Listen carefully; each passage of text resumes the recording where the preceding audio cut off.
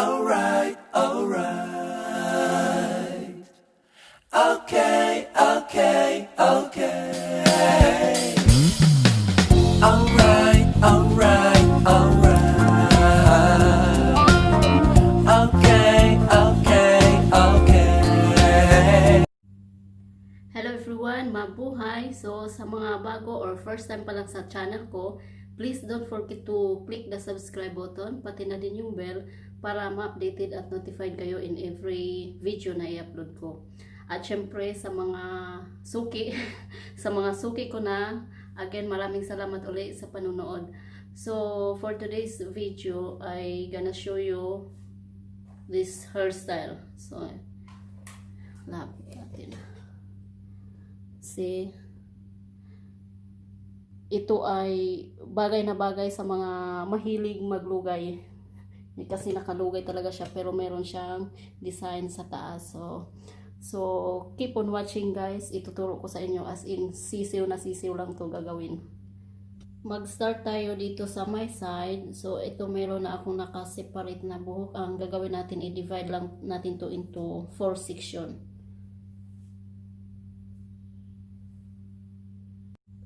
So ganyan, at lagyan natin ng number para hindi kayo malito. So ito yung strand number 1, number 2, number 3, number 4 yung nasa taas. Now mag-start tayo sa strand number 1. Ito na strand, we will bring this over sa strand number 2. So over, ayan. Then under sa strand number 3, so bring it under. So ganyan yung maging itsura niya. And then, dito naman tayo sa may, ito na strand, yung number 4 strand. So, ito na strand, we will bring this under sa next strand, under, then over. Now, para hindi kayo malito, yung dito sa may side, yung strand number 1, we started over. We will bring this strand number 1 over sa strand number 2, then under sa strand number 3. Now sa left side naman, dito sa may taas, yung strand number 4 opposite.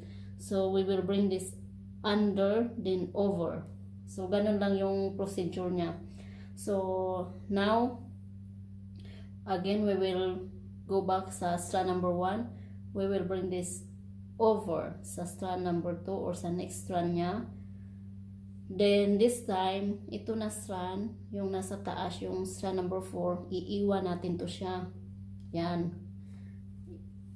Ganyan natin siya. So, meron na lang tayong 3 strand. Ang gagawin mo, kukuha ka ng panibagong strand dito din sa may baba para magiging, yun naman ang magiging strand number 1. Kapalit nito. So, yan. So, ang gagawin sa strand number 1, same pattern pa din. We will bring this over sa strand number 2, then under sa strand number 3. Then strand number 4, bring that under, then over. Then bring this strand number 1, bring this over, and leave it.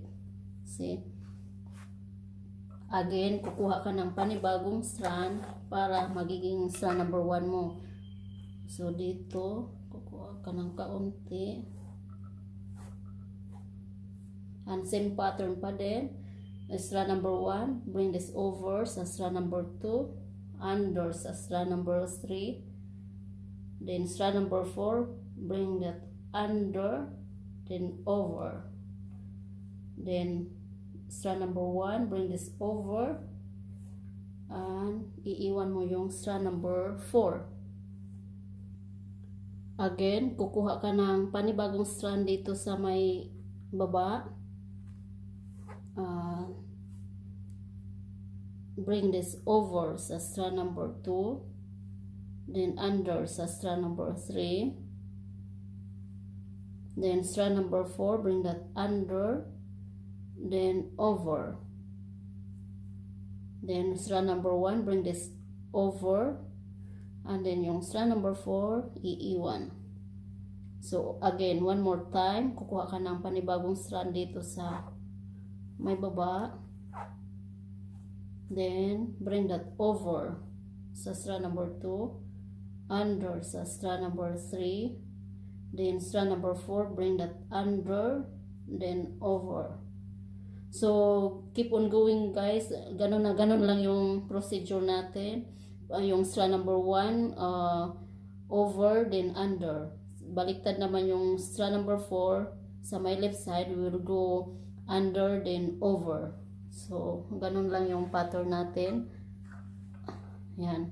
And then yung nasa taas, ito yun, slowly natin or dandahan nating hilain to create another design. Yan, parang nag-loop siya. So yan.